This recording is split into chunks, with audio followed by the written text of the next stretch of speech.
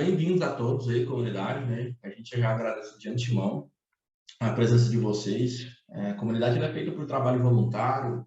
O João está aqui disponibilizando aí um pouquinho para repassar o conhecimento dele.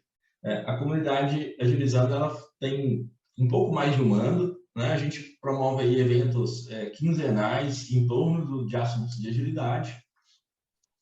E a gente tem como propósito aqui compartilhar conhecimento, impulsionar e empoderar pessoas com forte base no network honesto, né, que a gente mantém desde nossa criação. E isso é um pouco que a gente estava conversando aqui agora há pouco, que a gente promove, a gente gosta de ter esse network aqui. Então, assim, fiquem à vontade para adicionar a comunidade, adicionar os membros aí, conversar entre si. A gente vai disponibilizar aí o LinkedIn do João, né? Qualquer coisa vocês podem chamar o João lá no LinkedIn, trocar uma ideia com ele lá, ele posta alguns materiais bem interessantes no LinkedIn, tá, pessoal? Nossos eventos eles são idealizados e produzidos com muito carinho, e para aproveitar ao máximo, a gente faz alguns combinados aqui. Se possível, utilize os fones de ouvido, né, para facilitar na comunicação. Ao interagir, mantenha o foco no tema em debate e o olho no time box. E aqui, pessoal, a gente já vai mudar um pouco aqui, que o time box aí vai ser um pouco menor hoje, tá? Então, a gente vai estar encerrando aí cravado às 9h20. Cuidado com o seu som ambiente. Se puder, deixe seu microfone desligado, tá, no mudo. Todo o trabalho da comunidade, como eu havia dito anteriormente, é feito de forma voluntária, né? Então, a gente tem alguns formatos aí dentro do nosso contexto e a gente gosta aí de promover, ajudar o pessoal que está em transição, e a gente também tem alguns pontos já que está inserido dentro da agilidade, como é o caso de hoje. Fiquem à vontade para abrir as câmeras, para abrir o microfone, né? A gente só pede que levante a mão antes ali para não tumultuar um pouco a apresentação, né? A gente vai respondendo via chat aí também. Fiquem à vontade para colocar suas dúvidas aí e a gente vai interagindo durante o evento, tá? O evento aqui, ele não vai ser uma palestra, né? Vai ser mais uma roda de conversa. O João vai propor alguns conhecimentos para a gente e a gente vai conduzindo aí, trocando ideias dentro do tema que é proposto. A gente agradece a todos vocês aí a presença. E aqui estão os nossos canais. A gente vai disponibilizar aí agora há pouco para vocês o grupo do WhatsApp. A gente também tem o LinkedIn. A gente está lá no Insta e a gente tem canais também no canal no YouTube, que a gente já disponibiliza algumas dessas facilitações, a gente já disponibiliza lá no YouTube para vocês acompanharem. No mais é isso, João. Muito obrigado aqui, cara, a sua disposição. A gente passa um feedback aqui no final, tá, pessoal? E aí o João foi um nome citado no feedback, né? Acho importante frisar isso. A gente foi em busca aí do João. O João se dispôs muito prontamente aí para fazer essa facilitação para a gente. E é bacana a gente colocar isso daqui. João, obrigado mais uma vez aí, cara, pelo seu tempo, pela sua disposição. Tá contigo aí, cara. Não, valeu, Bruno. Obrigado pelo convite aí, por esse espaço aí para a gente trocar ideia. E parabéns também pela iniciativa, né, de você e toda a tua equipe que está ajudando na organização, porque estava falando mais cedo aqui dessa questão da comunidade, da troca de compartilhamento de conhecimento. Isso é uma coisa que enriquece, né, a comunidade enriquece o mercado. Conforme você estava falando, eu estava lembrando de uma frase que, desde a primeira vez que eu li, assim, o Manifesto Ágil, o primeiro parágrafo, já aquilo me marcou muito, né? Começa assim o manifesto. Estamos descobrindo maneiras melhores de desenvolver software, fazendo nós mesmos e ajudando outros a fazerem o mesmo. E isso, então, está no DNA, né? Tem tudo a ver com a agilidade, né? Então, parabéns aí pela iniciativa aí. Deixa eu compartilhar a minha tela. Legal. Bom, Bruno, Bruno e pessoal todo aí também, né? Fica à vontade para interromper, né? Eu tenho aqui um material, alguns slides para ir passando, mais para fazer um pano de fundo ali, e a gente tem um ponto de partida, mas fique à vontade para interromper, perguntar. A ideia é ser realmente uma coisa mais semelhante possível de um bate-papo aí, tá? Então, fique à vontade, não vai estar atrapalhando, pode interromper, não tem problema. Tá? O tema que eu separei hoje aqui para a gente, né, para dividir com vocês, é um tema sobre métricas, é um assunto que está bastante quente no mercado, e com méritos, né? É um tema que eu venho me aprofundando nos últimos anos, E é um tema que eu gosto muito e acredito muito, porque me gerou muitos bons resultados, né? Eu estou para dizer assim que eu sou um agilista melhor depois do período que eu passei a conhecer e utilizar métricas, né? Então, realmente me trouxe muitos ganhos e a gente quer compartilhar, né? E ajudar outras pessoas a também estar utilizando disso e também gerando benefícios e resultados em outros lugares, né? Então, a principal mensagem que eu quero trazer aqui, né, depois desse bate-papo todo nosso, é que como que as métricas podem ser forte aliado nessa questão da construção de uma cultura de melhoria contínua, né? A gente quer melhorar continuamente, a gente quer evoluir, quer gerar cada vez mais resultados para os nossos clientes, etc. E as métricas podem ser um grande potencial, aí, um ferramental muito interessante para tudo isso, sabe? E aí, durante esse bate-papo nosso, vou mostrando como isso é possível e como que funciona, né? Dando algumas dicas aí que eu fui aprendendo ao longo do tempo e compartilhando com vocês, tá? Antes de tudo, né? Eu não quero mentir para vocês e dizer que trabalhar com métricas não é algo que pode ser trabalhoso. Sim, muitas vezes pode ser trabalhoso, né? É muito mais fácil, por exemplo, eu chegar numa retrospectiva e simplesmente perguntar para as pessoas o que elas acharam, do que eu ter um trabalho prévio ali de coletar métricas, analisar, cruzar informações, preparar um storytelling, levar para a retrospectiva, analisar números. Dá muito mais trabalho, com certeza. Mas apesar de dar um pouco mais de trabalho, a gente tem muito mais resultado trabalhando dessa forma. E aí que está o segredo. Só que a gente tem que entender como fazer isso, porque se a gente não entender qual é o valor que as métricas geram e quais os benefícios dela, aí a gente olha só para o copo, né, mais vazio ali e só olha o custo daquilo. E aí, quando a gente olha o custo disso, a gente logo já para de trabalhar com elas, para de coletar, né, para de lidar com esse tipo de coisa, porque a gente não entende como o que a gente pode trazer de benefício através das métricas, né? Então, antes de tudo aqui, eu quero deixar claro, né, quais são alguns dos benefícios que a gente pode ter utilizando as métricas, no que elas nos ajudam, né? Primeiro ponto, assim, que eu acho que é o fundamento inicial, assim, das métricas, é que elas nos ajudam a analisar e compreender o nosso sistema de trabalho de uma forma muito mais profunda, de uma forma muito mais real. As métricas, ela tem essa capacidade de nos surpreender, né, de mostrar coisas que a gente não enxergava, sob uma ótica, uma perspectiva que a gente não imaginava, e a gente passa a entender muito mais, com muito mais propriedade, como o nosso fluxo de trabalho funciona, como o nosso sistema de trabalho funciona, qual que é o desempenho real, e isso nos ajuda demais, né? Que a partir dessa reflexão, desse entendimento mais profundo, a gente pode tirar um monte de outras coisas, um monte de outras iniciativas, né? Então, analisar e compreender nosso sistema de trabalho é o principal benefício aí das métricas, né? E, em cima disso, a gente tem também um grande benefício de identificar ofensores e as melhores oportunidades de melhoria, né? Então, as métricas, elas nos ajudam a apontar aonde pode estar nos prejudicando. Quais pontos do nosso fluxo de trabalho, quais pontos do nosso processo, que se a gente atuar ali, representa uma alavancagem bacana aí, para a gente poder ter um desempenho melhor, sabe? Então, apontar, né, ajudar a gente a identificar esses ofensores e essas oportunidades de melhoria, também é um grande benefício.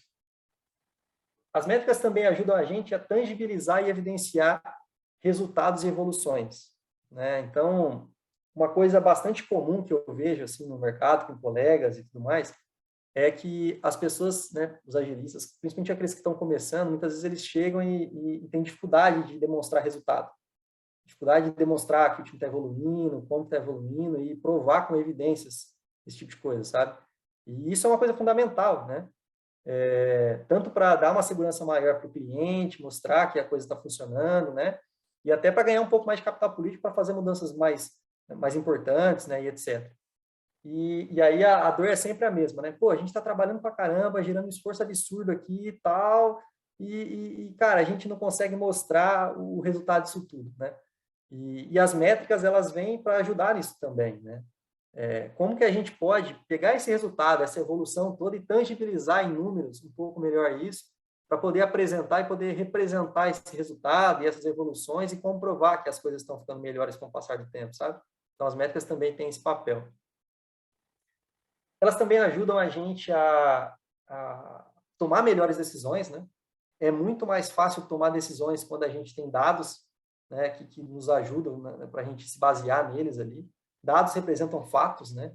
E tomar decisões em cima de fatos é muito mais seguro, muito mais inteligente, né? Então, as métricas também têm esse papel aí de apoiar na tomada de decisão, uma decisão mais assertiva. Também de argumentar de forma mais sólida e mais segura. E por que isso, né? Tem até uma frase de um autor que diz assim, em Deus eu confio, do restante me traga dados, né? Porque isso passa muito mais segurança, muito mais confiança quando a gente está argumentando em cima de dados, em cima de números, em cima de métricas, né? Então, tende a gerar um conforto maior para quem a gente está falando e a pessoa tende a dar mais credibilidade também, né, naquilo que está sendo falado. Então, a argumentação ela fica muito mais sólida, é muito mais fácil você convencer alguém quando você apresenta dados, né?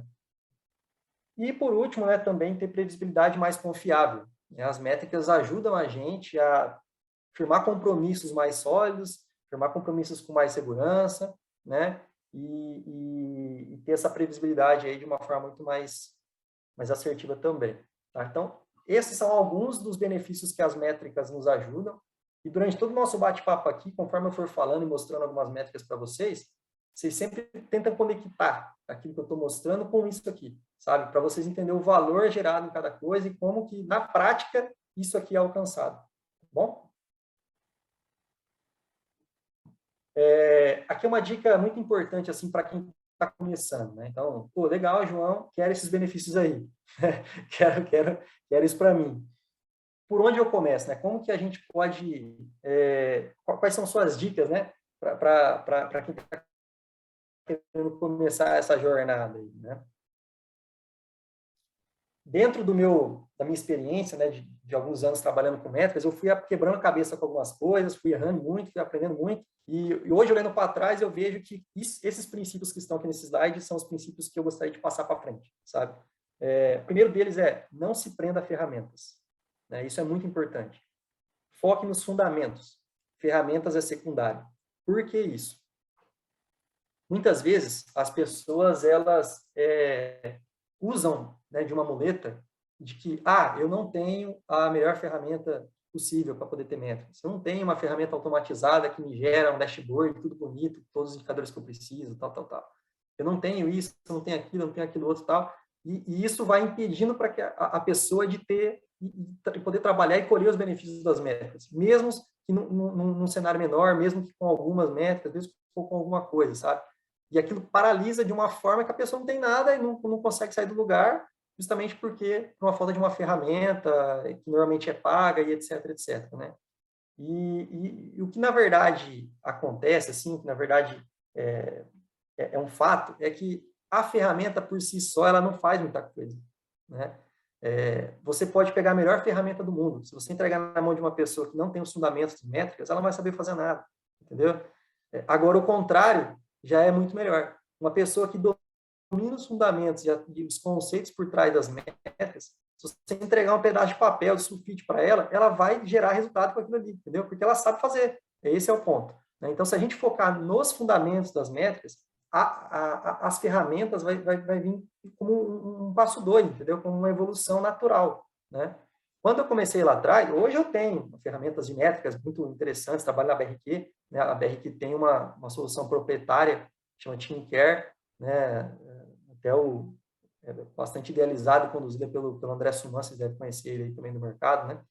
Então, o Suman conduz o TeamCare e eu utilizo o TeamCare ali no dia a dia e eu tenho tudo que eu preciso ali, né? Uma ferramenta com um potencial muito grande, né?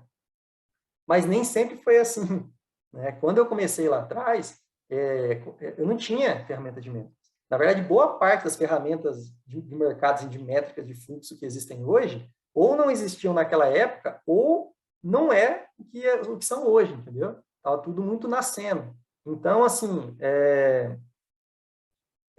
e eu vejo que naquele momento lá atrás, utilizando do que eu tinha em mãos naquele momento, eu conseguia ir evoluindo e as coisas naturalmente foram acontecendo. Eu comecei a gerar resultados com o pouco que eu tinha, que era uma planilha Excel, e esse pouco me ajudou a convencer até a própria empresa a investir numa ferramenta paga melhor depois, entendeu? Então, é assim que as coisas vão acontecendo. Então, esse é um aprendizado que eu quero deixar aqui. Cara, foca nos fundamentos, ferramenta secundária, e uma planilha simples já resolve muita coisa.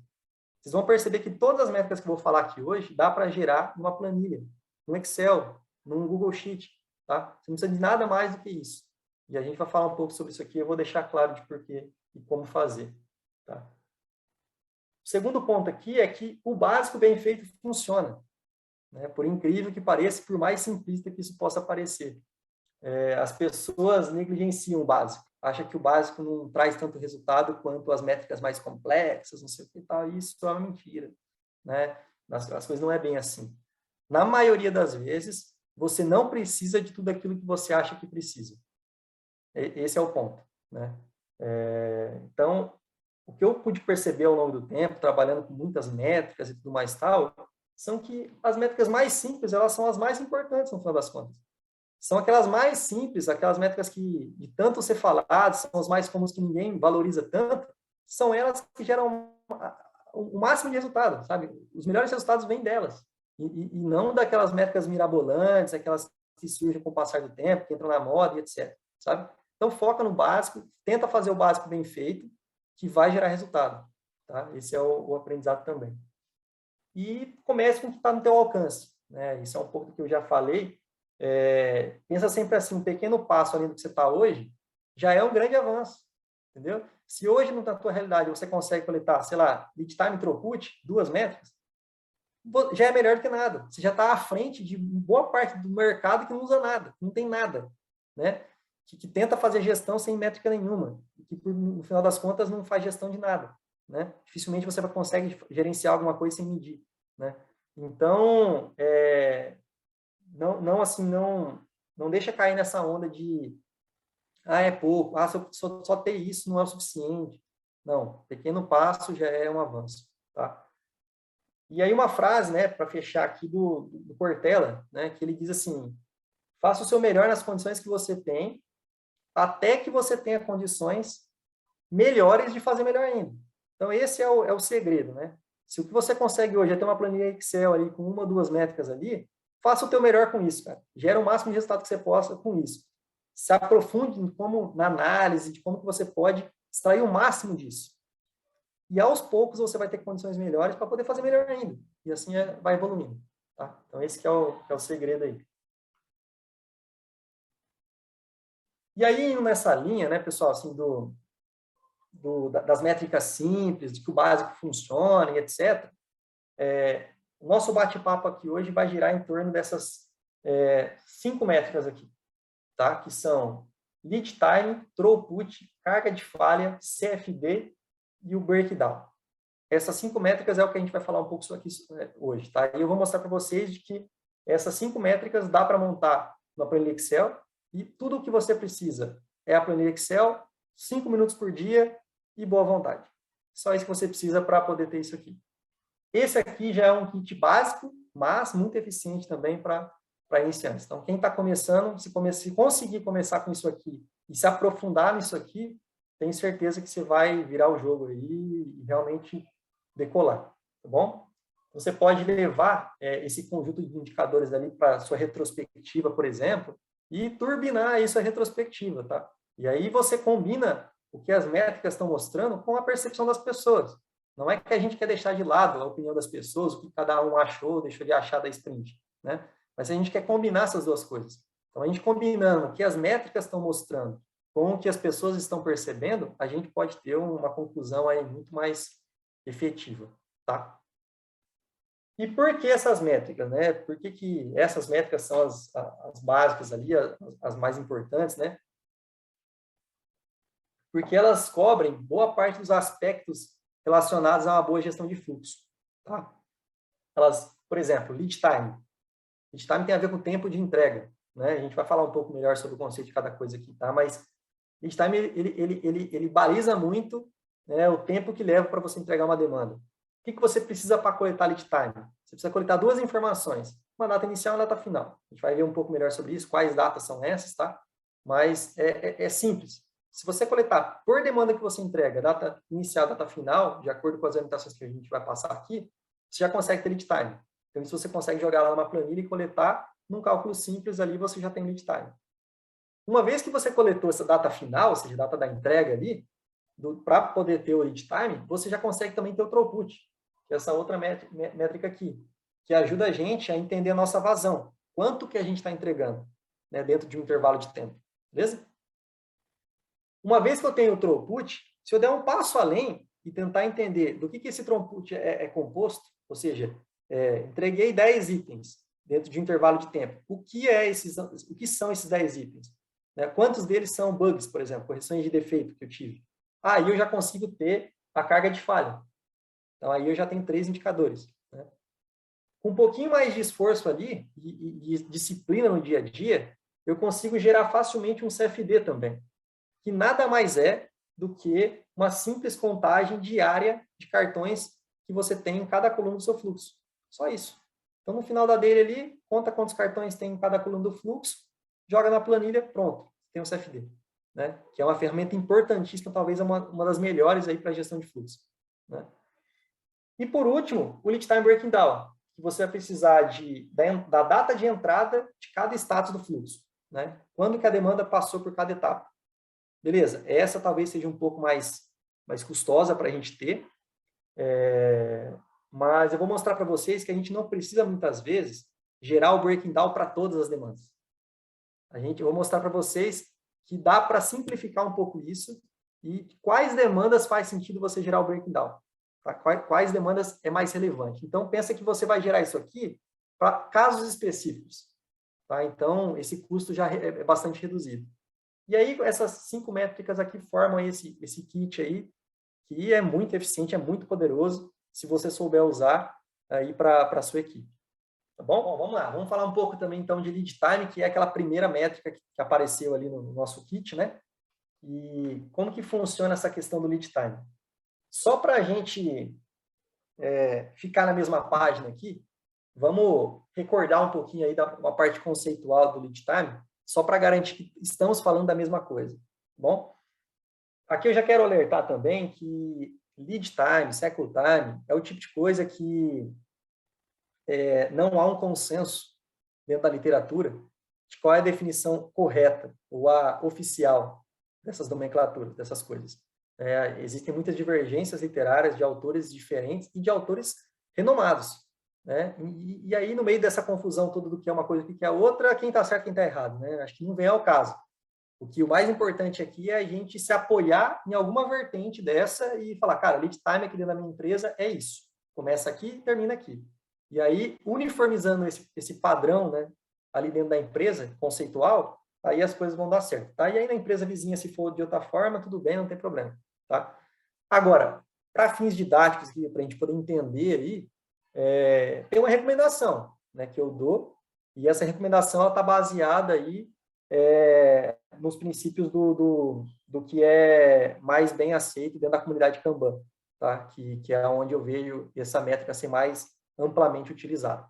Esse conceito que eu vou passar aqui é o que eu vejo no mercado também, que está mais se popularizando, tá bom? Mas se por aí vocês verem que o pessoal tratando lead time de outra forma, tal, entenda que isso é natural, isso acontece mesmo, tá bom?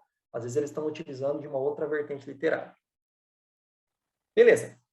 Dentro do nosso contexto aqui, o que a gente pode estar considerando como lead time? Lead time é o tempo entre o commitment point e a minha entrega. Beleza? O que é esse commitment point? É o momento do meu fluxo onde eu já entendi o que eu tenho que fazer a demanda, eu tenho capacidade de realizar aquela demanda e eu posso me comprometer com aquela demanda. Então, eu digo para o meu cliente, sim, beleza, entendi, sei o que eu tenho que fazer, vou te entregar essa demanda, me comprometo a entregar. A partir desse ponto, é onde o reloginho do lead time começa a contar, beleza? E aí, o tempo dessa data, em dias corridos, até o final, até eu entregar realmente isso, é o que a gente chama aí de lead time, tá bom? Para times que trabalham, por exemplo, com Scrum, aonde é que começa a contar o lead time? Onde é esse commitment point? Na tua planning, certo? Porque na sua planning que você separa um lote de trabalho e se compromete com ele. É ele que você joga para dentro da sprint ali e se compromete com esse lote de trabalho. Então, ali começa a contar o lead time das demandas. Beleza? Acontece que em alguns cenários, né, principalmente em empresas maiores, esse done, essa entrega, ela não é a entrega de fato ali em produção para o cliente final utilizar, o usuário final utilizar. Muitas vezes a equipe ela tem autonomia até um determinado ponto, passar para homologação, por exemplo, uma outra área vir homologada em outro tempo, tal. E aí, se a gente querer contabilizar o tempo dessa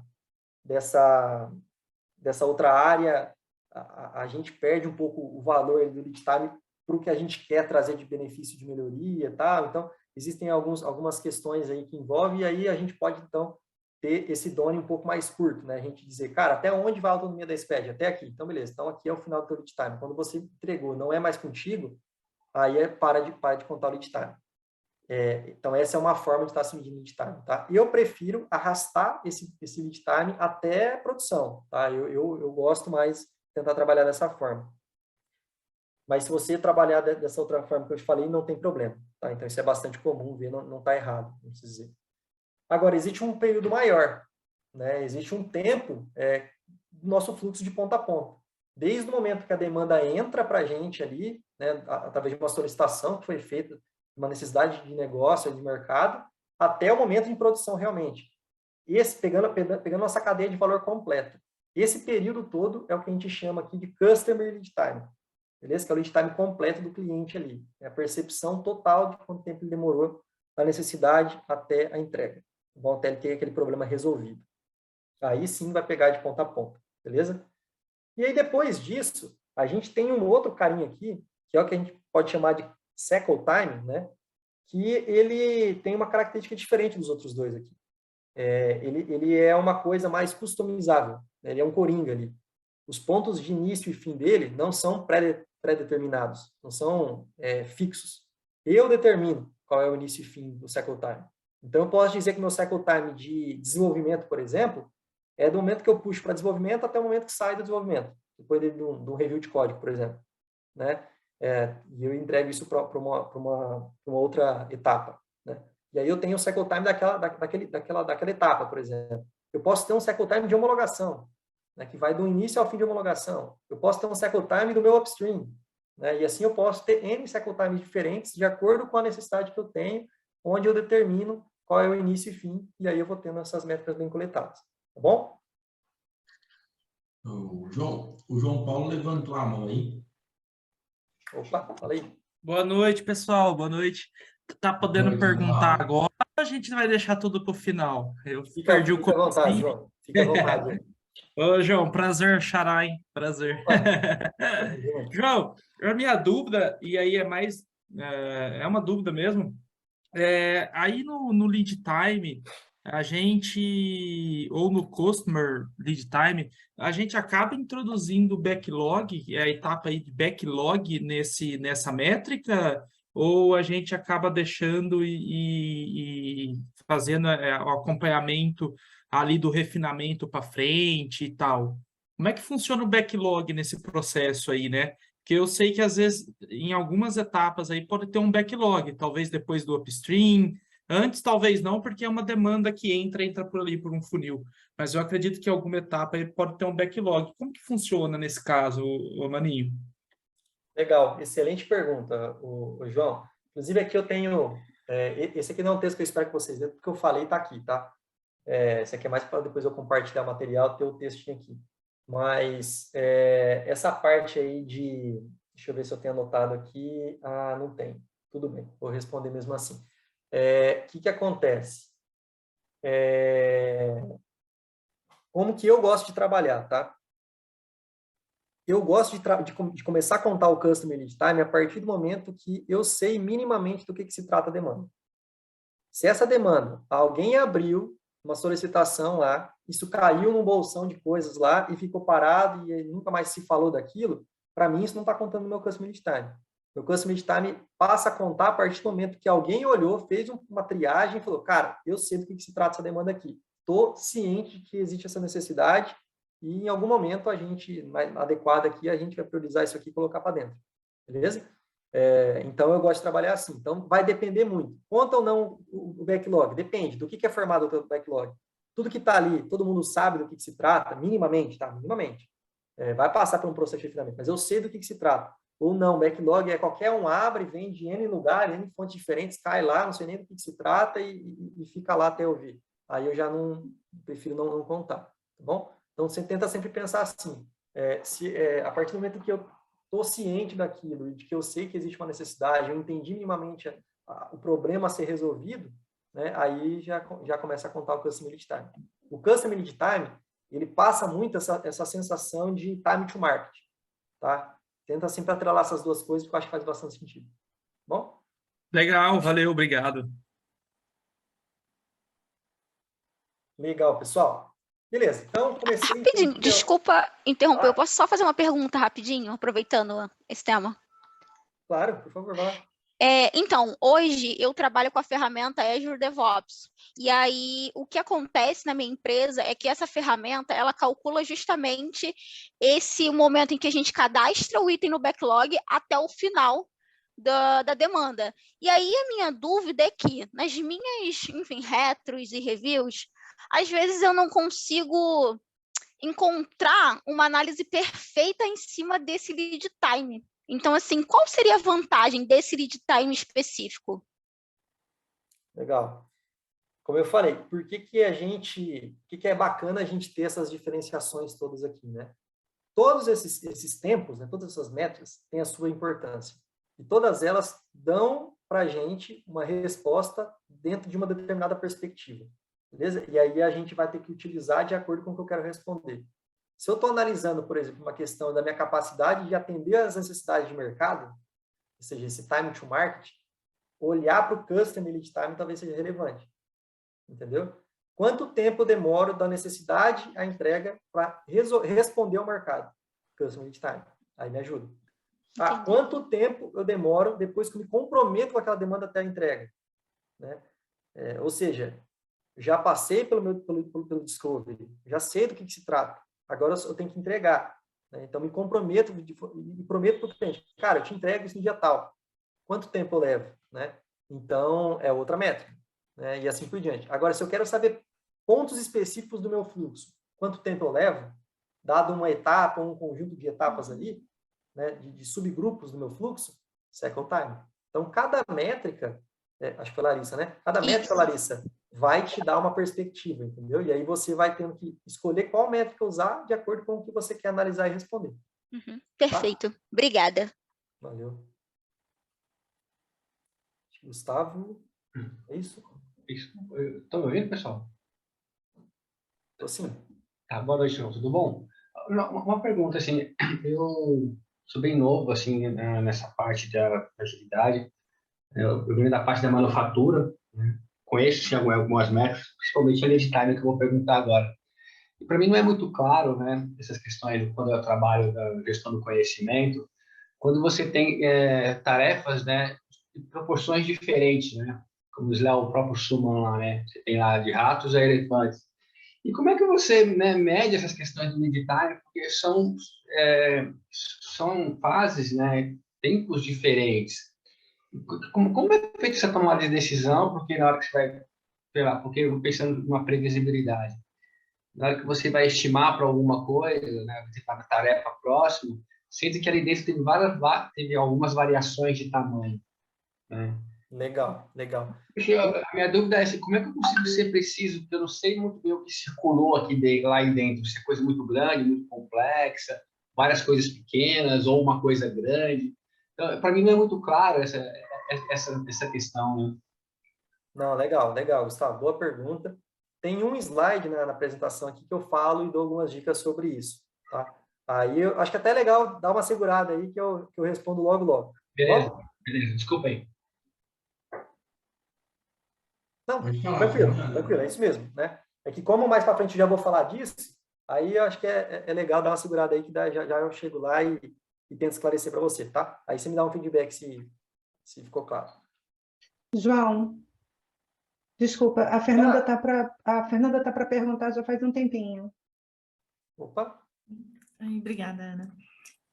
Na verdade, acho que a minha pergunta ali, ela tem bastante, é bem próximo da Larissa, no sentido de que se eu estou começando a considerar ali o meu customer, quando eu vou priorizar ele, vamos dizer assim, né?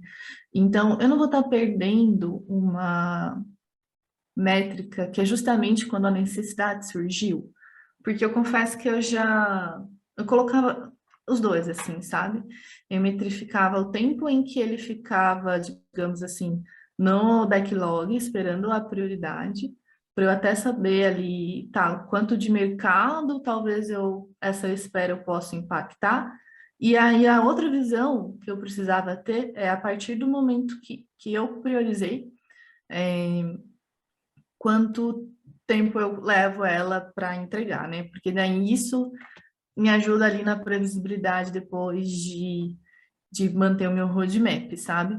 Mas para mim, eu sempre fico muito na dúvida. Então, na dúvida, acabo metrificando os dois pontos, assim, sabe? E aí eu queria só explorar até um pouquinho melhor, porque até falando assim, tá, quando eu coloquei no backlog, passei por uma coluna priorizada. Aquela coluna priorizada para mim, ele também não significa muito, não. Eu gostava de puxar a partir do momento que a primeira pessoa puxou ele, seja para uma pesquisa, seja para escrever história, porque aí eu vou ter uma visão lá falando da minha previsibilidade dentro de um roadmap, sabe? E aí só entender, tô no caminho certo, tô inventando moda.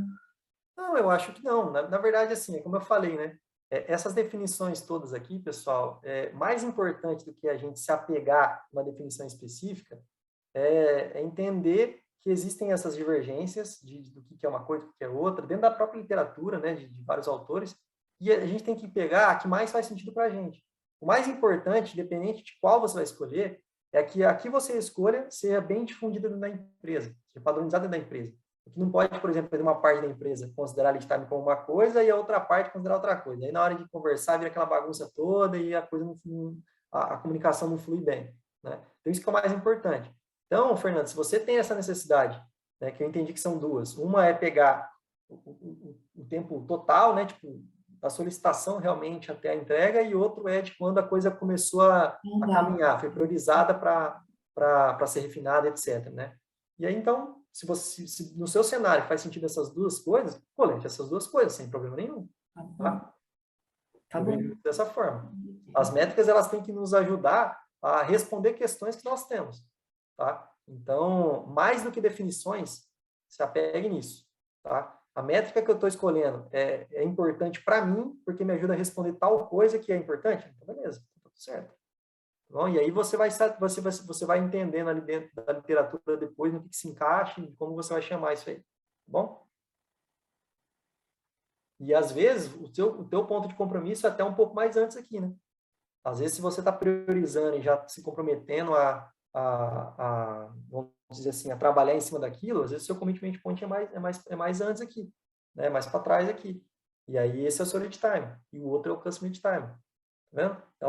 Essas métricas, elas podem se adequar dentro da tua realidade. Deixa eu só fazer uma colocação breve aqui. Vai lá. Assim, pessoal, lembrando que, né, tá lá dentro do Scrum sobre ser adaptável, né? E assim, um dos pontos bem importantes da agilidade é que muitas das vezes o contexto do João ele é um pouco diferente do meu, e aí os acordos são diferentes, né? Então, para às vezes o João faça sentido ele ter essa medição ali desde o upstream, mas tem contextos que não faça sentido ter isso, né? Então, acho que o bom da agilidade é a gente poder adequar da forma que a gente precisa, né? E um ponto também que eu lembro até de uma outra pessoa comentar que não adianta a gente medir se a gente não sabe o que medir, né? Se a gente não tem um contexto ali. Então, assim, do que me adianta se eu preciso medir até o upstream, sendo que o upstream normalmente eu não deveria medir, né? Não faz sentido para mim medir. Então, acaba a gente tem que ficar um pouco atento a isso também, porque talvez as métricas elas vão alavancar muito nossa percepção. Mas se essa métrica não for adequada, pode ser que ela passe uma mensagem errada para a gente, né? Então, a gente tem que ficar um pouco atento nisso. Com certeza.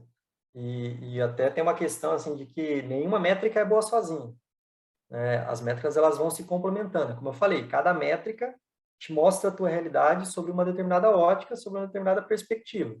Só que você não quer tomar decisões e conclusões sobre uma ótica só. Você quer olhar a coisa num panorama mais completo, né, por N perspectivas, para poder chegar numa conclusão, né, que seja sólida, que seja bem embasada. Então, é mais ou menos nessa linha. Então, você vai tirando várias métricas ali, coletando tudo para ir formando essa tua visão, tá? Esse que eu estou mostrando aqui é um caminho já validado, o mercado já tem adotado essa linha, né? Como eu falei, eu já adotei, eu adoto, né, essa linha há alguns anos, funciona, tal, e é isso que eu estou compartilhando. Mas aí vocês vão avaliando, né, principalmente a essência do que está por trás de cada definição dessa aqui. Bom, isso é importante. Beleza, mas assim, independente de como é coletado o teu lead time, né, se você tomou uma decisão de que a tua definição é essa e etc, e tem coletado o lead time ali, uma forma de você analisar depois desse lead time e gerar melhoria contínua a partir da análise disso é através desse gráfico aqui. Esse gráfico é um gráfico, né, chamado de scatter plot, né, que é um gráfico de dispersão de lead time, onde a gente consegue analisar o comportamento do nosso lead time ao longo do tempo. Então, dentro de uma timeline aqui, né, que está aqui na parte de baixo aqui, como que o meu lead time varia e como que está o comportamento desse lead time ao longo do tempo, né? Aqui eu tenho, nesse outro eixo aqui, o lead time, e cada pontinho desse representa uma entrega, né? Então, por exemplo, esse pontinho aqui, ele representa uma demanda entregue no dia 15/2, né? Então, ó, dia 15/2, com um lead time de 10 dias. Né? Lead time de 10 dias aqui, ó. Tá vendo? Então, eu tenho essa análise aqui. E aí eu consigo ver, né, de acordo com as bolinhas ali ao longo do tempo, como que tá as minhas entregas e o lead time de cada coisa ali dentro dessa timeline, tá bom? O que eu quero num gráfico como esse? Primeira coisa, eu quero fazer com que os meus pontos, ou seja, as minhas entregas, se concentrem na parte mais inferior do gráfico.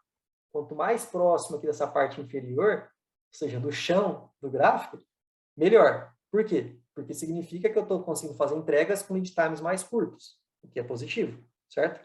Então, quando a gente tem os pontos mais concentrados aqui, significa também que eu tenho um fluxo mais saudável, um fluxo mais estável e, por consequência, mais previsível também. Tá? E a gente vai ver um pouco melhor sobre isso. Então, é isso. Sempre que eu quero fazer é fazer com que as bolinhas aqui venham para a parte cada vez mais, com o passar do tempo, para a parte inferior do gráfico. Eu vou monitorando isso através desse gráfico, é um gráfico visual bastante fácil ali da gente analisar esse tipo de coisa, de como que esse comportamento está acontecendo, tá bom? Beleza. Uma vez que eu tenho, então, esse gráfico montado, né, de uma amostra bacana ali, já coletada, eu começo a analisar. E como que eu analiso? Existem algumas técnicas. Uma dessas técnicas, que é bastante interessante, é traçar essas linhas de percentis. Como que isso aqui funciona? Eu traço as linhas de uma forma que, por exemplo, percentil de 95%. Eu traço essa linha de uma forma que 95% das minhas entregas, ou seja, 95% dos meus pontinhos aqui, ficam abaixo dessa linha. Beleza? Então, aqui abaixo dessa linha verde, eu tenho 95% e acima aqui eu tenho o que sobrou, ou seja, 5%. Tá bom? E eu vou fazer isso para outros percentis também. Eu vou traçar a mesma linha aqui, mas considerando o percentil de 85%, outro de 50% e até outros aqui, caso necessário. No que traçar essas linhas de percentil nos ajuda? Primeira coisa de tudo, ela ajuda a gente a separar as entregas e os seus lead times dentro de determinadas faixas. Tá? Então, por exemplo, todas as minhas demandas que eu levei mais de 19 dias para concluir, está acima dessa linha aqui. Então, está nessa faixa aqui. Ó. Beleza? No caso, eu tenho 3 demandas. Todas as demandas que eu levei de 12 dias a 19 dias estão nessa outra faixa aqui. Tá? De 8 dias a 12 dias, nessa outra faixa aqui. E assim eu vou tendo faixas, um range, tá, de lead time, e aí eu posso analisar depois cada uma dessas faixas. Eu posso, por exemplo, pegar o que está nessa faixa de cima aqui, que são os itens que tiveram lead time mais alto do meu fluxo, e analisar essa faixa. Por que que esses caras estão aqui nessa faixa? O que que aconteceu com esses caras? Qual foi o comportamento que acabou gerando isso aqui? Né? O que a gente pode aprender com tudo isso? Né? Como que eu posso reduzir para que no futuro não tenha itens com entregas tão elevadas de lead time? E assim por diante. Depois que eu analisar esses caras aqui, ter iniciativas, né, de melhoria, eu posso ir para outra faixa de baixo. Pegar essa outra faixa aqui, ó, que é de 12 a 19 dias. E eu começo a pegar esses pontos aqui, que são as entregas, e refletir sobre elas. E assim vai indo. Tá? Então, por exemplo, aqui, se eu peguei essa parte de cima aqui, eu tenho demandas que tiveram um lead time muito mais acima do que o meu padrão aqui, do que o meu normal. Esses caras, a gente pode chamar eles de outliers, que são aqueles caras que tiveram um comportamento fora do padrão. Né? Por que isso? Pensa aqui, ó, essa entrega aqui, ela foi uma demanda que foi entregue com lead time de mais ou menos 26 dias. Isso é mais do que o dobro do que o meu lead time de 85% de todas as minhas outras demandas. Ou seja, por que esse cara levou mais do que o dobro de tempo? Do que 85% das minhas outras coisas? Alguma coisa aconteceu com esse cara, certo? E aí eu consigo pegar esses outliers, então, e fazer essas análises em cima desses outliers e aprender com esses outliers, tá? Onde que eu vejo muita gente errar aqui, né? Que para mim é um erro, né? As pessoas ignorar esses outliers, retirar esses caras aqui, deixar de lado, exclui esses caras e olha só o resto. Quando você faz isso, você está excluindo parte da sua realidade. E uma parte da tua realidade que foi onde deu ruim. Você tem que aprender com o que deu ruim, para não cometer o mesmo erro novamente. Entendeu? Então, esses outliers, ao invés de você excluir, é o contrário. Você tem que dar um foco maior nesses caras para entender o que aconteceu aqui. Né? Então, até coloquei ali, esses outliers, eles são uma fonte riquíssima de informação, de aprendizado. Entendeu?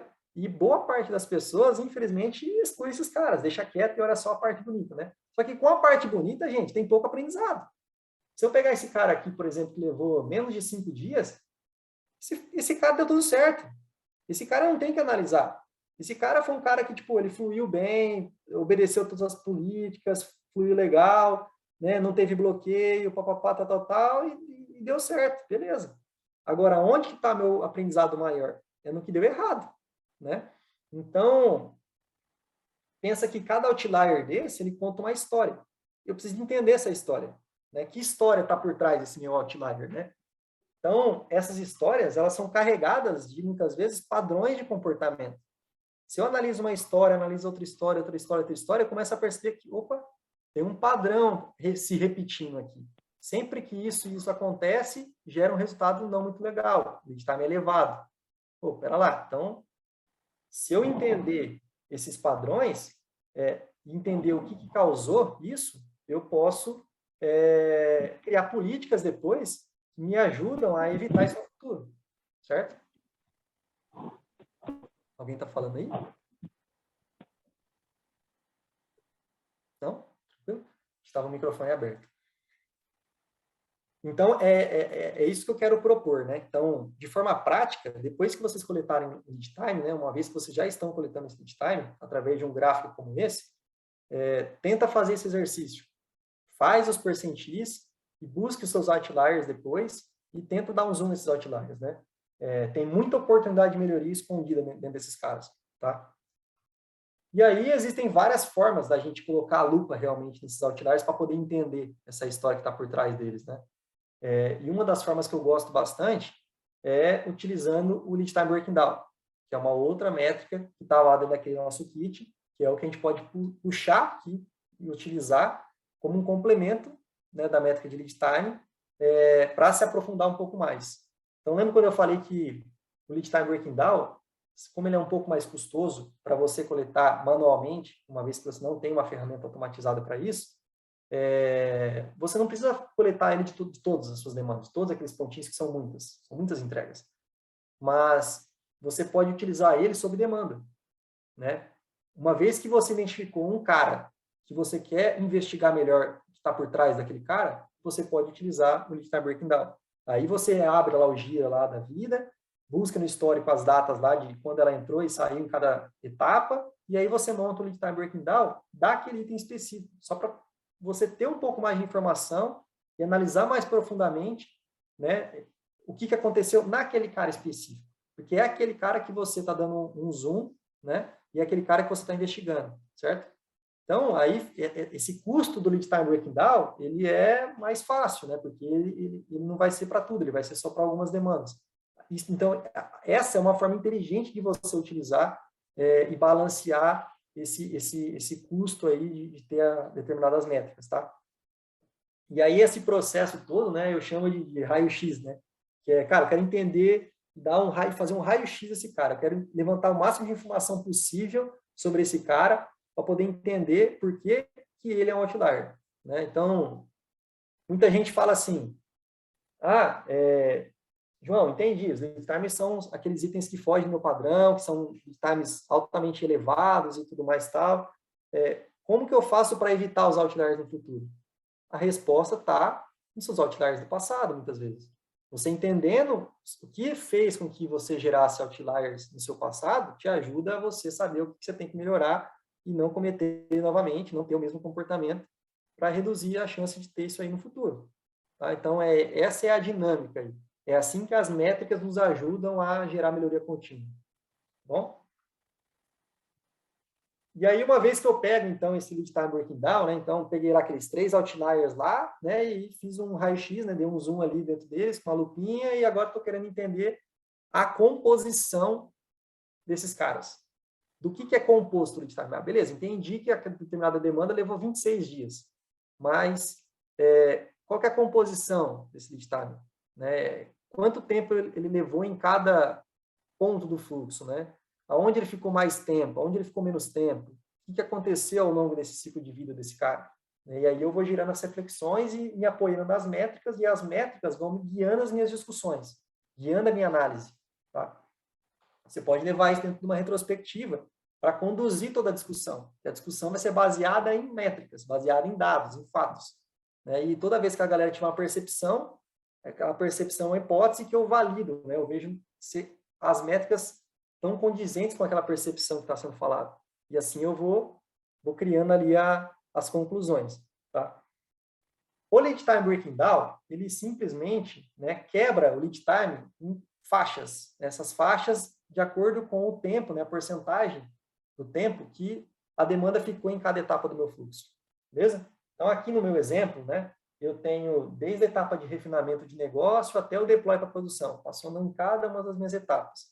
Tanto as minhas etapas de trabalho, mão na massa, quanto as filas de espera também, né, que existem entre as etapas, principalmente onde tem handoff ali. Beleza? E aí eu vou mapeando, vou coletando isso. Se você tem um fluxo bem mapeado lá, por exemplo, no Gira, no Azure DevOps, etc., você depois tem como pegar no histórico da demanda lá essas datas de quando que foi as movimentações, etc., e gerar o breakdown. Tá? Então, isso aqui é super simples. É trabalhoso de ir lá pegar do histórico as datas, mas é possível e gera valor. Se você gerar uma melhoria de fluxo que vai te colocar te proporcionar ter um desempenho muito melhor, eu acho que vale a pena, né? Fazer esse esforço aí. Esse é o trabalho do agilista. É para isso que a empresa te paga, né? Para fazer esse tipo de coisa. Então, a gente pode trazer essas coisas aqui, essas informações todas, e depois começar a analisar, tá?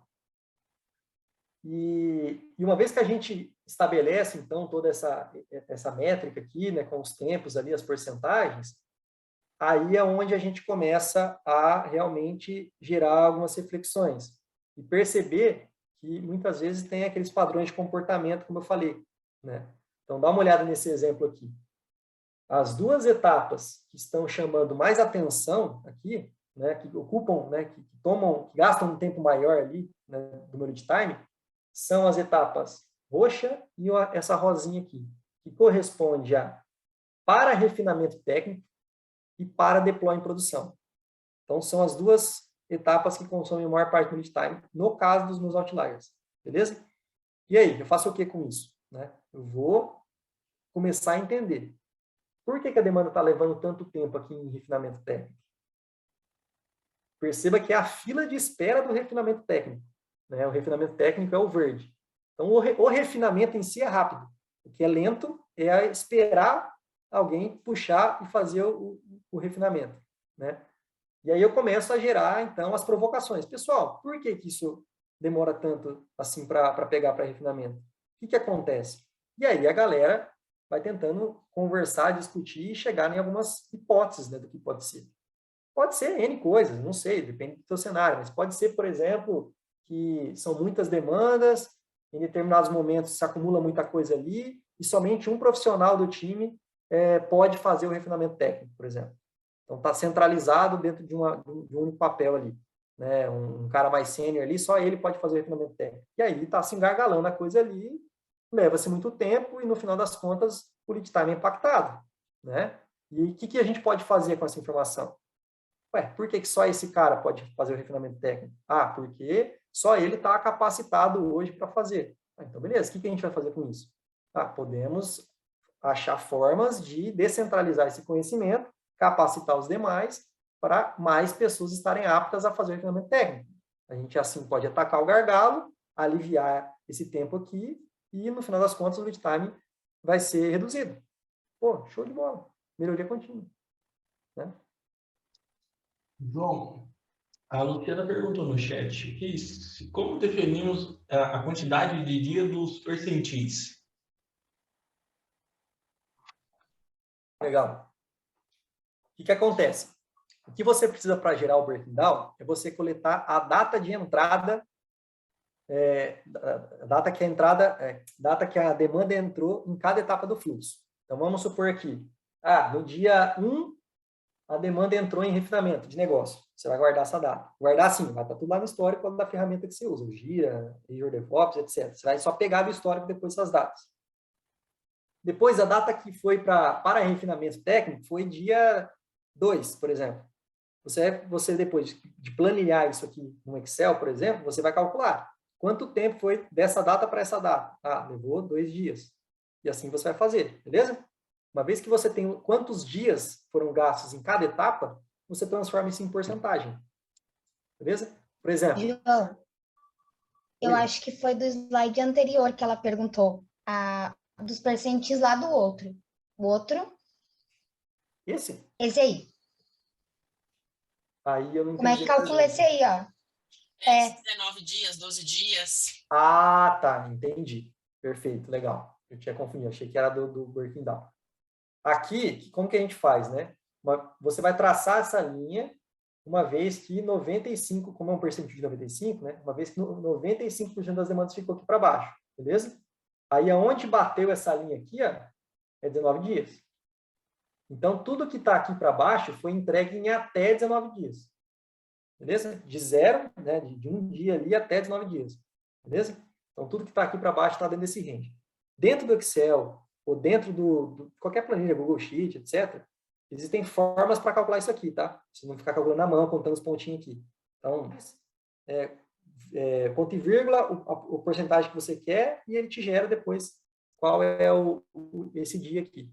Bom? Então, isso ele já te dá. Você tendo a amostra de lead times, usando a fórmula de percentil lá do Excel, e você já consegue ter essa informação facilmente. Tá bom? E aí, uma vez que você tem essa informação, você pode traçar manualmente essa linha aqui, só para fazer uma análise visual. Tem alguma dúvida? Bom?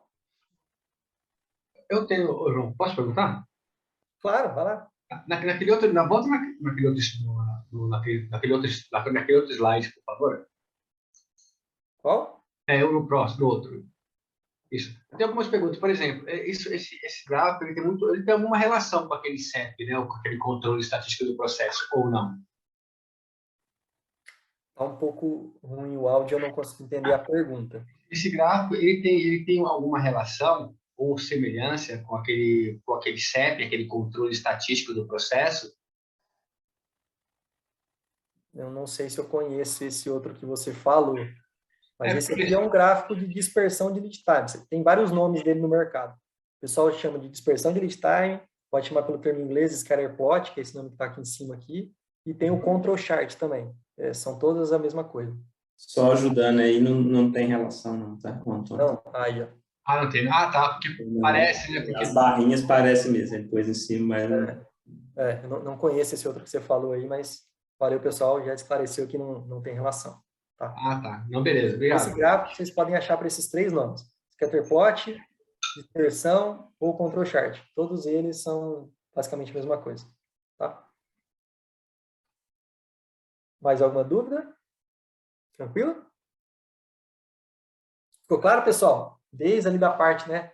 Coleta os lead times, joga num gráfico ali de dispersão, traça as linhas, pega os outliers ali, vamos analisar os outliers, coloca uma lupa nele, tinha um raio-x ali com breaking down, calcula o breaking down deles por fora para poder analisar, e a partir do breaking down, a gente consegue entender quais são os principais ofensores aqui, né? E aonde eu posso possivelmente atacar. Né? Então, o que é a grande sacada aqui? A métrica escancara na minha cara onde eu tenho que mexer. Qual ponto que, se eu mexer, tem um potencial muito grande de alavancagem. Entendeu? Isso ajuda a gente a saber aonde a gente tem que atacar. Tá? E aonde eu posso colocar a energia que vai me dar retorno. Beleza? Eu até tenho uma frase aqui, né, que está até embaixo ali, que pequenas melhorias no lugar certo geram muito mais resultado que grandes melhorias no lugar errado. Isso foi uma coisa que ficou assim muito clara com a minha experiência na minha carreira, assim, que eu fui aprendendo. Se eu pegar dentro dessa realidade, desse exemplo, e tentar tornar essa parte, né, para reduzir lead time, tentar tornar essa parte aqui, ó, do meu fluxo, né, que é o desenvolvimento, mais eficiente, e começar a achar um monte de iniciativas, plano de ação, não sei o que lá, para colocar toda a minha energia de melhoria aqui no meu desenvolvimento aqui, e eu causar grandes melhorias aqui, ainda assim vai gerar um pequeno resultado, um resultado pequeno perto do todo. Porque ele tem uma influência muito pequena, uma contribuição muito pequena para o meu lead time total, entendeu? Só 8% do meu lead time que vem dali. Se eu tornar aquela etapa mais eficiente, no final das contas, não vai adiantar muita coisa. O meu resultado final ainda vai ser pequeno.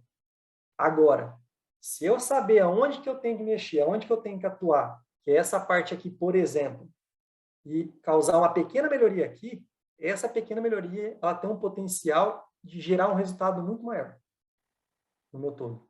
É essa sacada que eu quero passar para vocês aqui, assim, sabe? As métricas ajudam a gente a identificar aonde que eu tenho que atuar, né? E aí depois, como atuar, aí é com a gente. Aí é você que resolve o problema, né? É você que tem que discutir com o time, entender o que a gente pode fazer, como que a gente vai fazer, tal. Mas as métricas nos guiam, nos ajudam a identificar. E não necessariamente o maior tempo aqui é um problema. Às vezes a gente vai olhar e falar, não, pera lá, mas é normal. Esse tempo aqui realmente é um tempo necessário, nessa etapa, não é um problema. Então, ela dá indícios, a métrica dá indícios. É onde você relaciona a métrica com o contexto. E aí você tira a conclusão. A métrica sem o contexto, se você desatrelar, é só um número pelo número. Tá? Não vai servir de muita coisa. Quando você une as duas coisas, aí faz sentido. Então, pô, aqui nesse caso, pô, faz sentido eu ter, vamos dizer assim, 1/3 do meu lead time total gasto esperando deploy de produção. Opa, isso aqui a métrica está me dando um indício de que isso aqui pode ser um problema. É mesmo? E aí a gente vai refletir, tá? E aí a gente vai tentar entender, não, pô, realmente é um problema, cara. Por que isso aqui? Como que a gente pode melhorar isso aqui? Ah, isso aqui dá para automatizar alguma coisa? Dá para tentar fazer o deploy mais vezes, com mais frequência? O que dá para fazer aqui, né? E aí a gente atua, tá bom? Então, o lead time breaking down, ele ajuda nisso, né? Ajuda a gente a chegar nessa conclusão de que duas filas de espera, dentre todas as etapas do meu fluxo, só 2 gastam, na verdade, 2/3 praticamente do tempo total do meu fluxo. É muita coisa, né? Então, se eu mexer nessas duas coisas aqui, é as duas alavancas que vão me colocar num outro nível, me colocar num desempenho melhor, né? E aí eu foco com mais assertividade. Beleza? Uma outra coisa que esse breaking down nos ajuda, né, e aí tem muito a ver com a questão do lead times e customer lead time que a gente estava conversando, que é o seguinte: qual que é a vantagem de eu mapear meu fluxo completo e de eu medir meu fluxo completo? É esse aqui, tá? O teu fluxo de entrega, ele vai muito além da tua sprint. A tua sprint é uma parcela, muitas vezes, tá? É uma parcela do teu serviço de entrega como um todo. E se a gente fica focado só na sprint, a gente quer resolver todos os nossos problemas de insatisfação do cliente, etc., etc., achando que o problema está dentro da sprint. E na maioria das vezes, o problema está fora da sprint. Tá? Esse exemplo aqui ficou muito claro isso. A minha sprint corresponde a esse pedaço aqui do meu fluxo. Só que antes da sprint acontece muita coisa e depois da sprint possivelmente acontece muitas outras coisas também.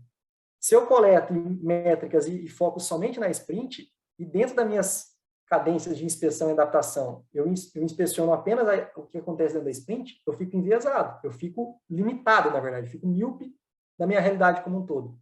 E aí eu posso trazer trocentas melhorias aqui dentro da sprint, e no final das contas, o meu cliente lá não vai perceber a diferença. Tá? O David Jenner tem uma frase interessante, né? Ele diz assim que se a tua melhoria não está sendo percebida pelo teu cliente, é uma melhoria inútil. Muito por conta disso. Porque, assim, às vezes, eu coleto métrica só da sprint e tá lá. Não, no máximo 15 dias a gente está entregando, tá tudo legal. Só que o teu cliente lá na ponta final lá está extremamente insatisfeito porque o lead time que ele percebe lá é de 200 dias. Porque muita coisa acontece antes da sprint, muita coisa acontece depois da sprint e todo um cenário mais complexo existe. Entendeu? Então, a gente conseguindo mapear o fluxo como um todo, né, o fluxo de serviço como um todo, a gente consegue entender que às vezes os ofensores estão fora da sprint, né, como é esse caso. Os dois principais ofensores aqui desse exemplo estão fora da sprint, não estão dentro da sprint. Né? Beleza? Aí essa aqui é uma outra análise que a gente pode fazer também, pessoal. Dentro do mesmo gráfico, a gente pode colocar uma outra camada aqui nele aqui, que vai sinalizar com uma cor diferente aquelas demandas que em algum momento do ciclo de vida delas sofreram bloqueios. Né? Lembrando que é o bloqueio aqui, né, pessoal? É qualquer condição que impede nosso item de fluir no fluxo. Beleza? Então, o fluxo, a demanda está lá caminhando aí no fluxo, passando pelas etapas, chegando numa determinada etapa, alguma coisa acontece, né, alguma condição, um evento inesperado, alguma coisa ali acontece que não permite que essa demanda avance para frente. E aí essa demanda ela fica bloqueada ali até a gente tratar, resolver aquele bloqueio e aí novamente ela poder avançar. Então, esses bloqueios, pessoal, eles existem na maioria dos fluxos de trabalho, acho que quase todos, né? E muitas vezes a gente não sinaliza isso, não registra essas coisas e tal.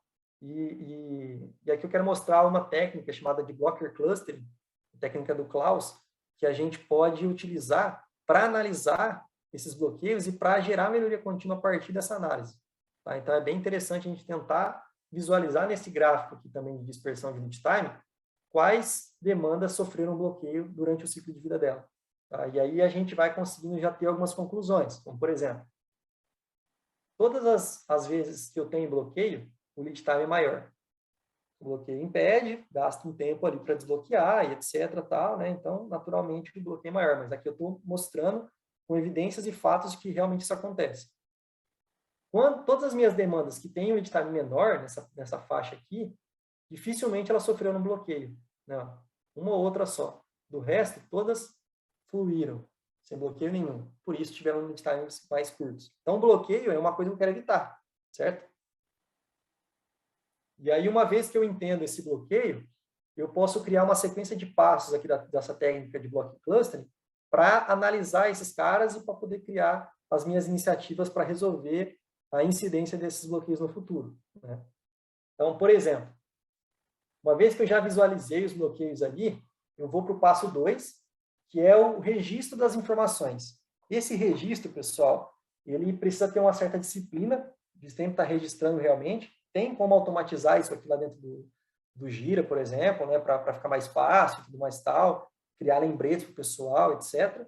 Né? Mas, se você não tem nada disso, você vai ter que fazer na mão, é interessante que você crie ali com um time uma política, né, e sempre esteja verificando, principalmente nas dailies ali, se, pô, pessoal, sinalizou o bloqueio, colocou motivo, preencheu, não sei o quê, papapá, para lá na frente a gente ter informação para poder fazer essas análises, né.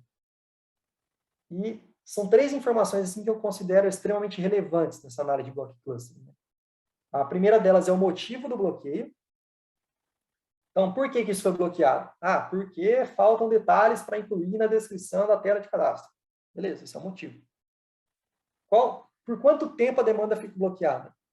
Ela foi bloqueada no dia 1 do 2 e ficou bloqueada até o dia 10 do 2. Anotou lá. E um contador de bloqueios. Por quê? Porque durante o ciclo de vida da demanda, ela pode sofrer mais de um bloqueio, né? Pelo mesmo motivo ou até por motivos diferentes. Beleza? E aqui, então, eu conto quantas vezes aquela demanda sofreu bloqueio. Uma vez que eu registrei essas 3 informações, eu vou para esse passo 3 aqui. Ó. Nesse passo 3, eu separo as demandas aqui em 2 principais categorias, né? Os bloqueios internos e os externos. O interno é aquele bloqueio que a gente tem autonomia para atuar, beleza? Uma coisa que dentro da própria equipe ali a gente consegue ter autonomia para desbloquear. O externo é o contrário. Então, a gente não tem autonomia, depende de uma área terceira para desbloquear. Bom? E depois eu agrupo por temas semelhantes. Então, eu começo a reunir aqueles motivos que fazem parte da mesma categoria. Né? Então, por exemplo, falta de detalhamento de requisitos. Todos os motivos que existiram ligados à falta de detalhamento de requisitos estão aqui dentro.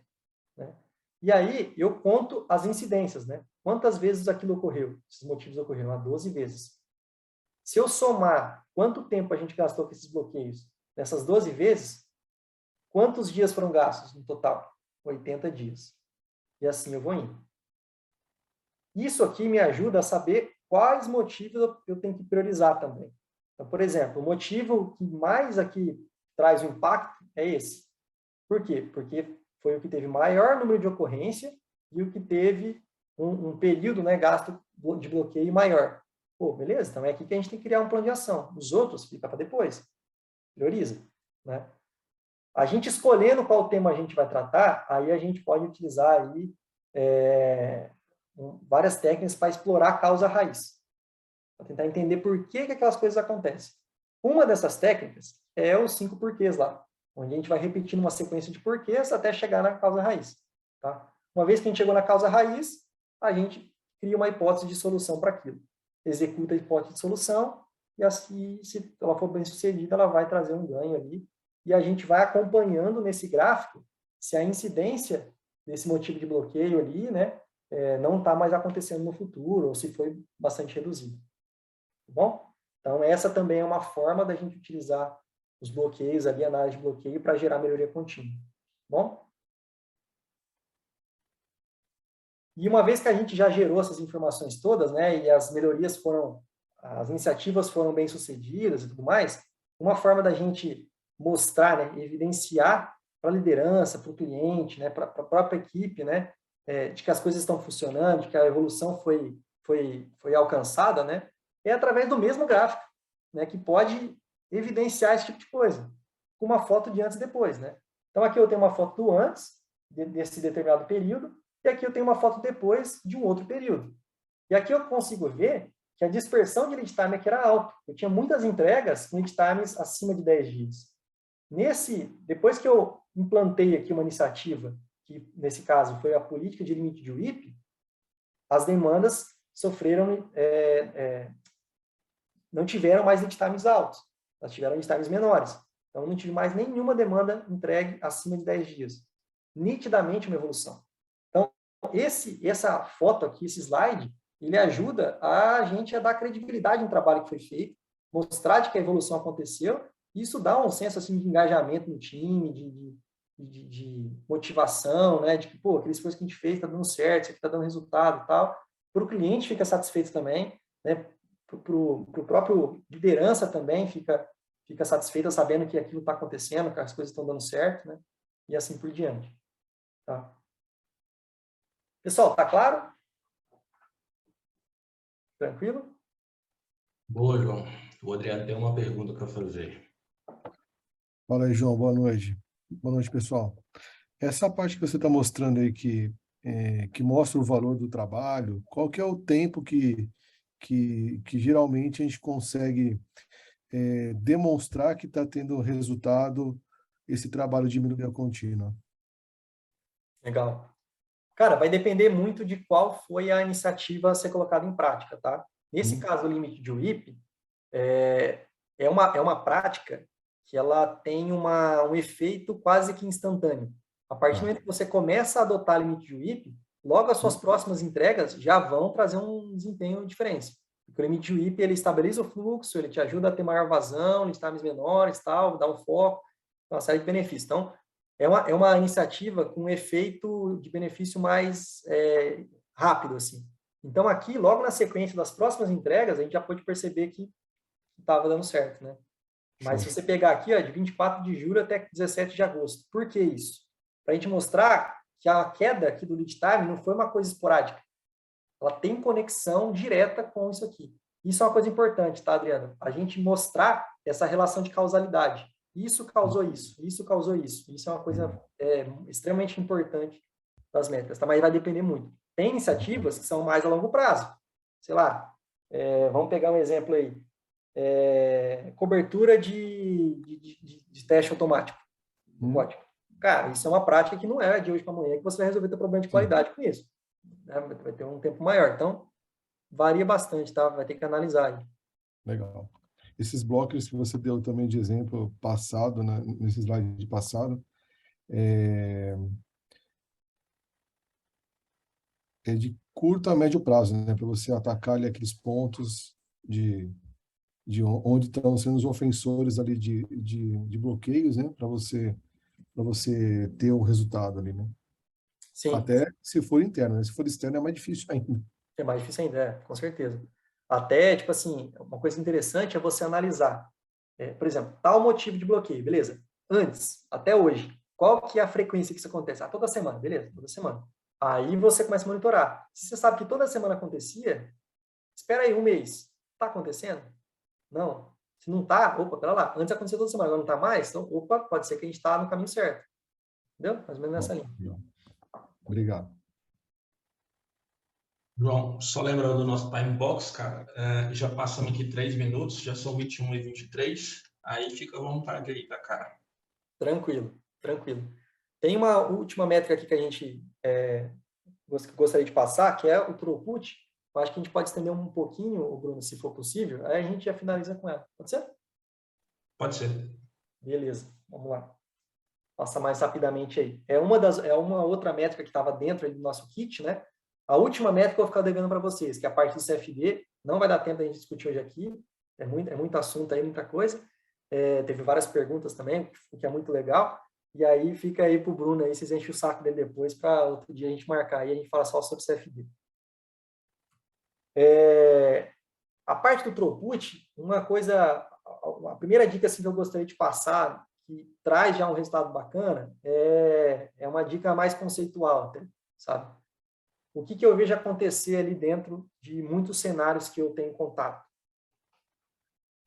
As pessoas, por motivos internos, de organização do trabalho, de divisão do trabalho, todos os motivos internos, elas acabam pegando uma demanda que representa uma necessidade do cliente e fatiando ela em pequenas microtarefas. Isso aqui tem que fazer o front-end, esse o back-end, isso, papapá, tal, e aí cria um monte de cartões ali, que no final das contas, esses cartões separados não diz nada. Juntos formam uma demanda bacana aí que atende a necessidade do cliente, né? Qual que é o problema de fazer esse tipo de prática, né? de ter essa abordagem? Você querer coletar métricas a partir disso. Não é muito legal.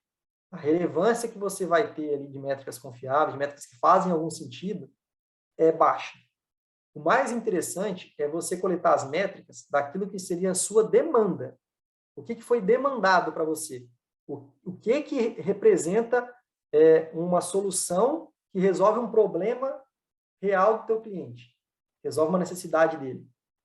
Esse cara é um cara que deveria existir dentro do teu fluxo no cartão e é esse cara que você deveria estar coletando métricas. Se depois você quer também quebrar isso por motivos internos, em micropartes, etc., para facilitar a distribuição das tarefas, paralelismo, etc., tudo bem, você pode fazer isso desde que você separe esses caras da demanda principal, né? E você colete as métricas da demanda principal e não dessas outras demandas. Então, o que eu costumo dizer aqui sempre é assim, o cartão que você vai usar na coleta das métricas, ele deve representar um potencial entregável ao teu cliente, e não as pequenas partes dele. Tá bom?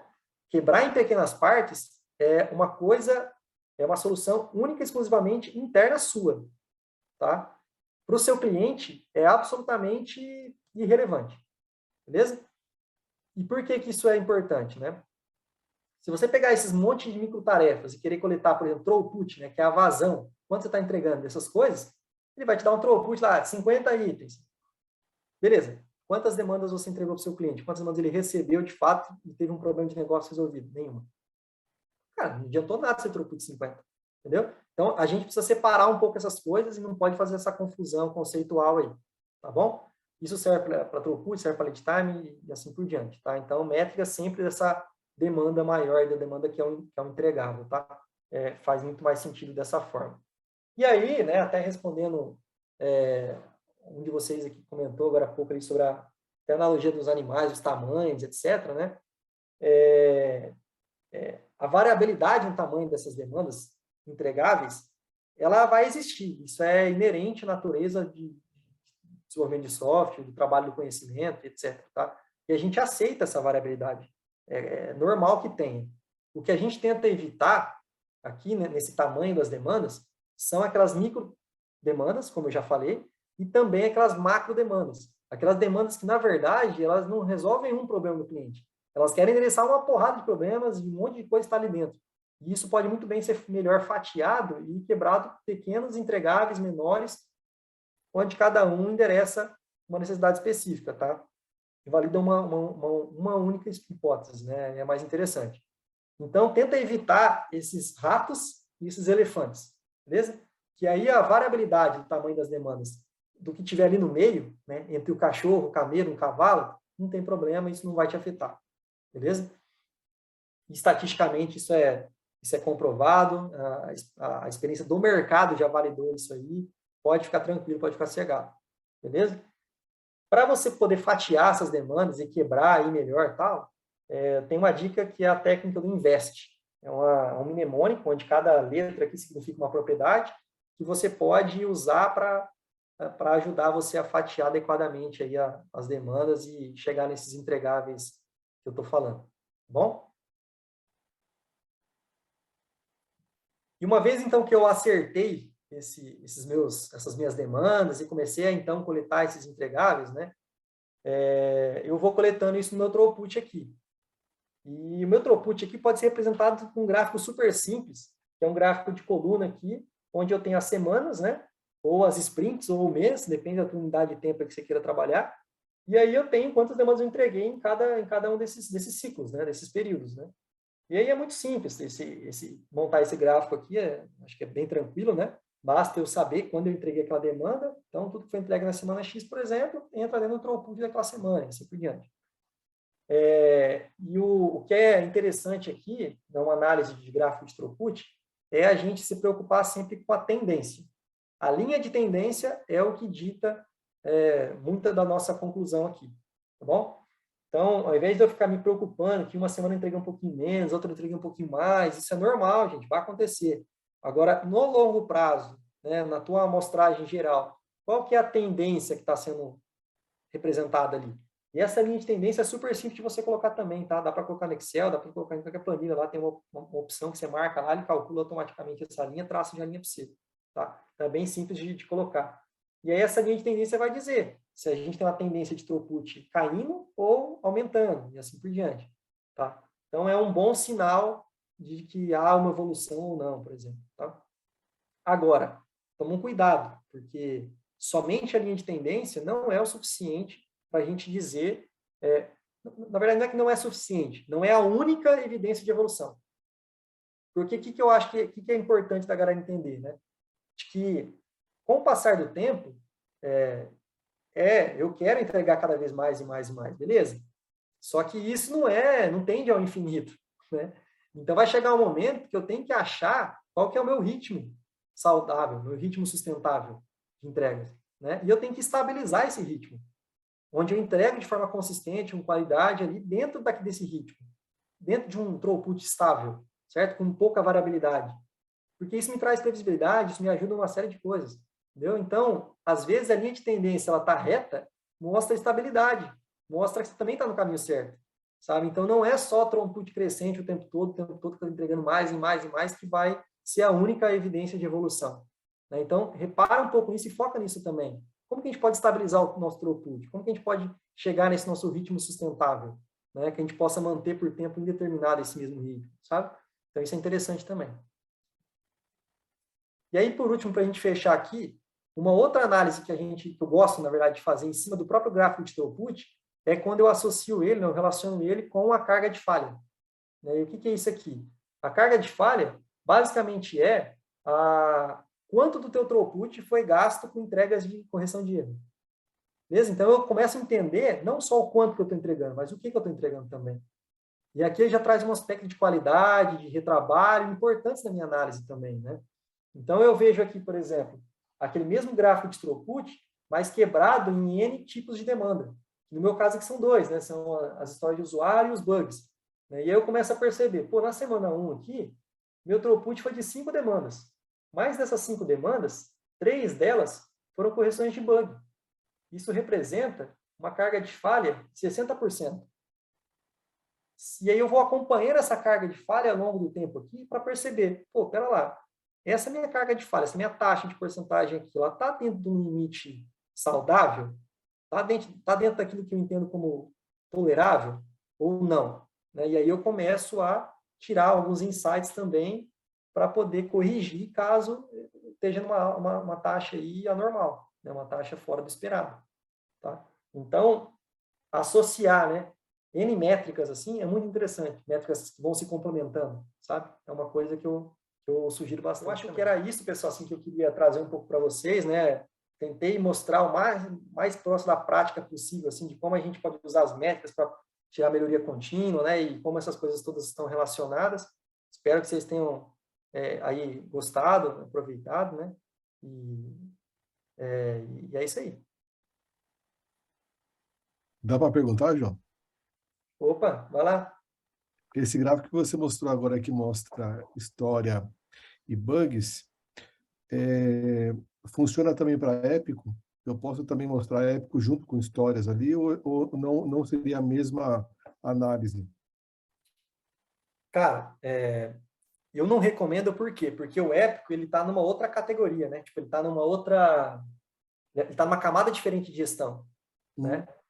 Esse épico, ele vai ser quebrado em pequenas demandas, né? Que são, por exemplo, as histórias de usuário, e aí não faz sentido você mostrar o épico e as histórias de usuário, porque você está falando da mesma coisa em granularidades representativas diferentes, né? Então, vai ficar meio esquisito. Então, não recomendo. Beleza, valeu. Boa, João. Obrigado, cara, mais uma vez. Vou pedir para Marcinho. Marcinho, você consegue fazer um fechamento para a gente? Claro que eu consigo. Como não fazer um fechamento mais João? Seu áudio está ruim para mim. Tá picotando para mim também. Tá parecendo eletrônico. Quando você não pode mostrar a cara. Será que... Agora acho que melhorou. Parece. Vocês estão me ouvindo? Não, ainda tá um pouquinho... Tá eletrônico mesmo. Eu vou sair e volto rapidinho. Pessoal, enquanto a Márcia vai se organizando ali para voltar, vamos, quem puder abrir a câmera aí para a gente tirar uma foto, a gente vai divulgar lá nos nossos grupos. E aí vocês podem marcar o João lá também no LinkedIn, já marca a comunidade. Fiquem à vontade aí para abrir a câmera, enquanto a Marcinha já volta, a gente já bate um print. João, o pessoal já está pedindo aqui